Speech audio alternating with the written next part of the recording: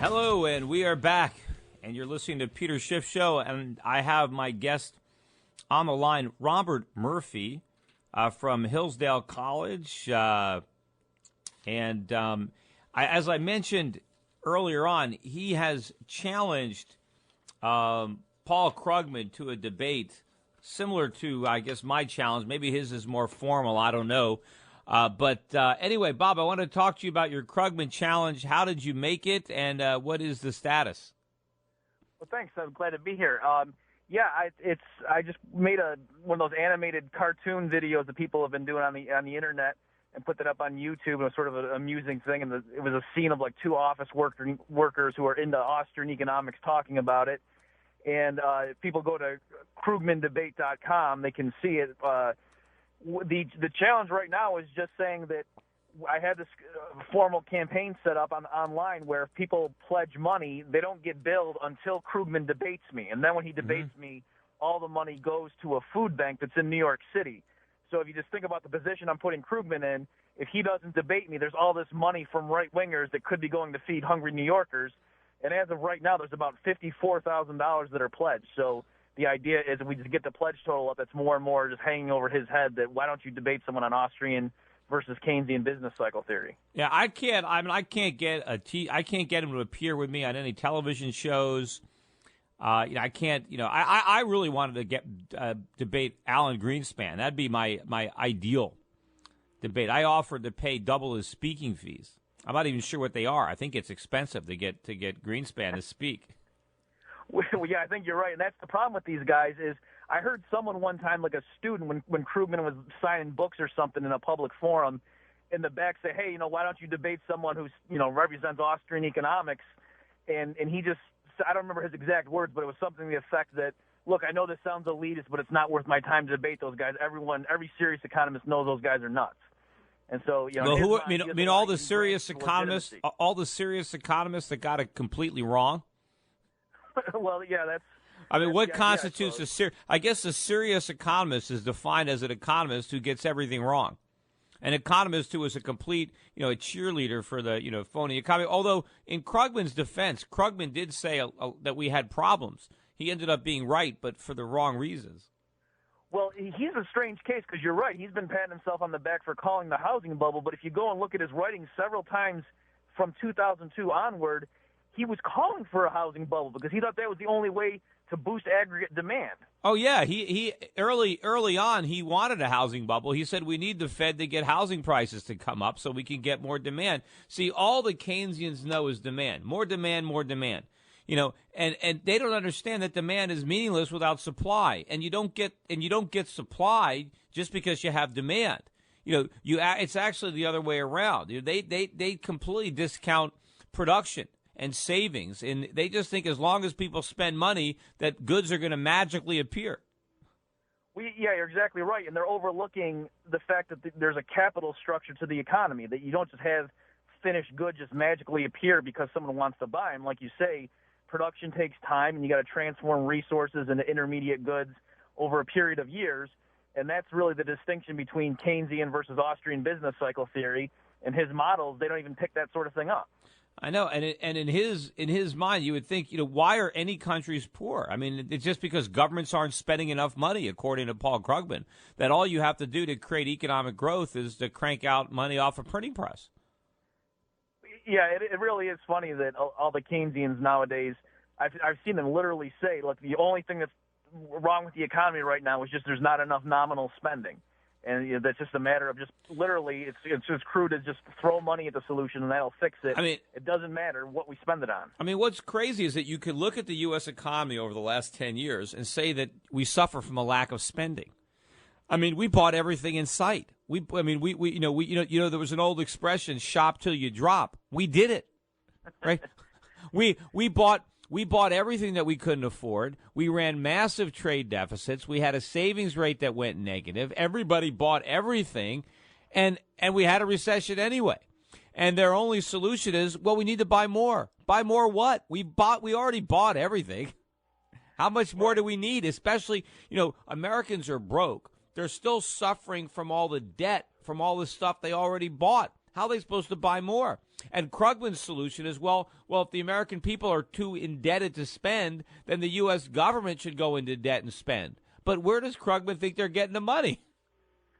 Yeah, that's exactly right. And it's just fun. Their solutions, when they don't work, they had the big stimulus package, they had the TARP bailout, they had the Fed's already done its first round of quantitative easing. It doesn't work. The economy got even worse. And then everyone says, well, the economy was worse than we thought. Let's just double down on all those bad policies. I know. If you keep doing the same thing over and over again, maybe it's bound to work. That's their theory. Now, what is this? Is it a website where you donate money for your Krugman debate? Well, yeah. So if people just go to KrugmanDebate.com, it'll redirect them to it. The specific site, it's at the point is the name of the website, and what their whole mission is. They have millions of these sorts of campaigns set up.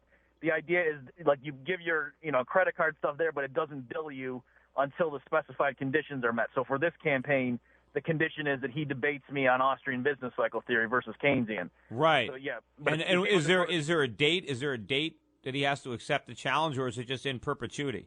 Yeah, it's just an open-ended thing, and so the idea is we just get more people out to get the idea, and they pledge money, and so the higher the number it gets, the more embarrassing it is. Now, the people that are pledging, if in fact he does agree to debate you and they accept the pledges, is it tax deductible?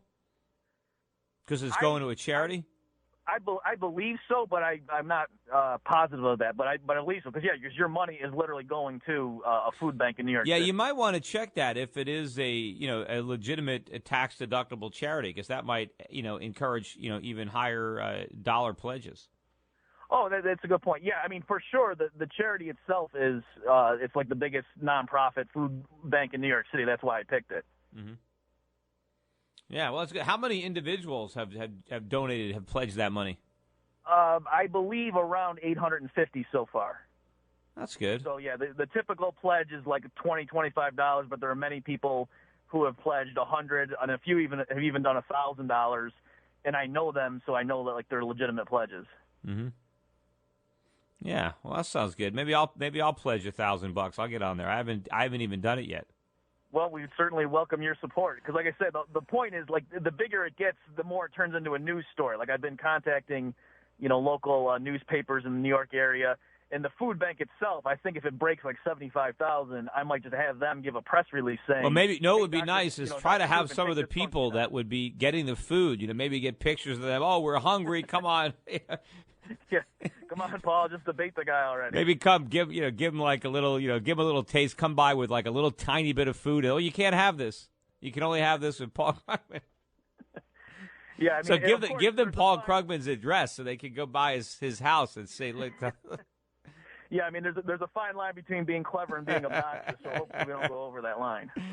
Yeah. Now, also, you've written quite a few books too. You want to tell me about? It looks like you have some interesting books for young people, introductory books to economics. I mean, kind of the same way I wrote my book. I don't know if you read my book, How an Economy Grows and Why It Crashes. I haven't read that one. I read your other one on crash proof. And I should say, while I have you here in front of your listeners, the worst mistake of my career was in early 2007 when I doubted your talk about your predictions about the housing bubble. So I'm forever living that down. So I just want to acknowledge that. Why did you doubt me? Well, it was just I was working in the financial sector at the time, and I wasn't using Austrian economics. I was just looking at some other factors because the place that I was working, they weren't into that stuff, and it was just what can I say? I strayed from my roots. There were a lot of people that did. That bubble was very, enticing, and it captured quite a few people who, were so drunk on the real estate. And, I know personally from my experience from like 2000, certainly from 2004 to 2007. I mean, there was so much ridicule from the people that were in the housing market, how crazy and ridiculous I was and how many arguments I got into over dinner tables with friends of friends or family members or friends of family members. I mean, we were arguing real estate, and I was, people would tell me, I just bought this property, I just bought that property, and I would try to tell them why it was a mistake, and it would just be terrible, terrible arguments about how, I didn't know what I was talking about, and, And and right. people were buying properties as investments and accepting, no rental income or negative cash flow. And they were convinced they were going to make money because there was no way the property couldn't go down. It was impossible. And so it would always degenerate into an argument because what they were saying was so nonsensical, but they refused to listen. Even though I know I had good logic, they didn't want to hear it. Because they were so convinced they were going to get rich that if anyone told them that they weren't, they were just going to jump. They were, because they didn't want to believe that it couldn't be true. Yeah, that's exactly, and that's what's so funny and ironic about our current situation is, just on paper, everybody knows it's crazy for U.S. government debt to have such low yields right now and that it can't last, and yet everyone said, "But no, the market's not forecasting inflation, so you guys are nuts." Mm-hmm. And of course, I mentioned GM.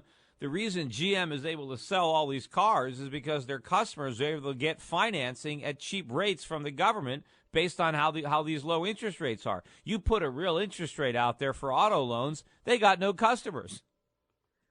Yeah, that's exactly right. You had mentioned before the books. Yeah, if people politically incorrect guide to capitalism. That's one I've written for like the newcomer to this area of free market economics.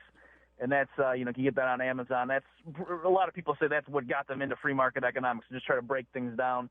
So that, again, the politically incorrect guide to capitalism. Right. I think you got isn't your newer book, Lessons for the Young Economist? Oh, yes. From the Mises Institute. They had me write that, Lessons for the Young Economist. You can get that at the Mises Institute, Mises.org. It's like a 400-page hardcover, and it is what the name suggests.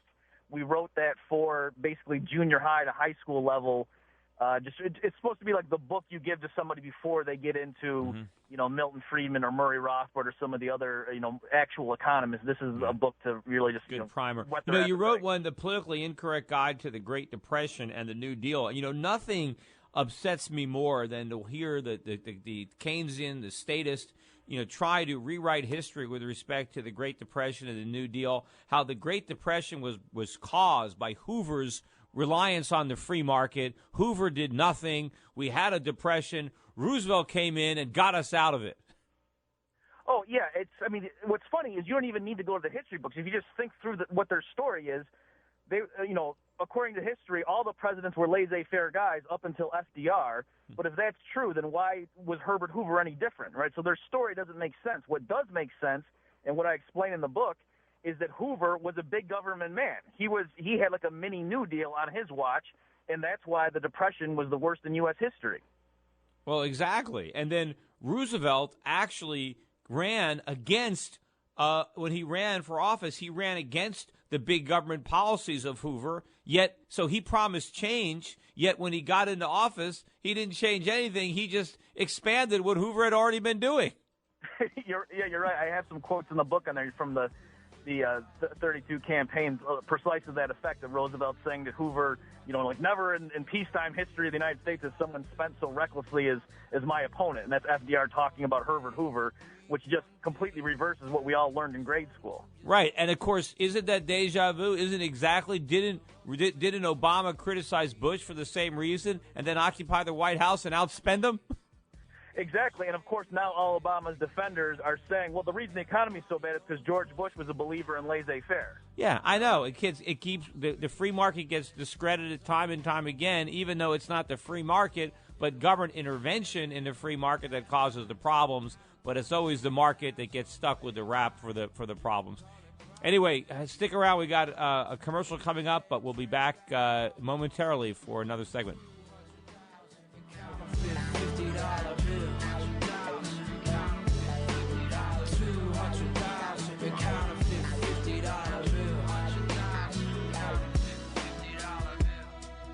The Peter Schiff Show.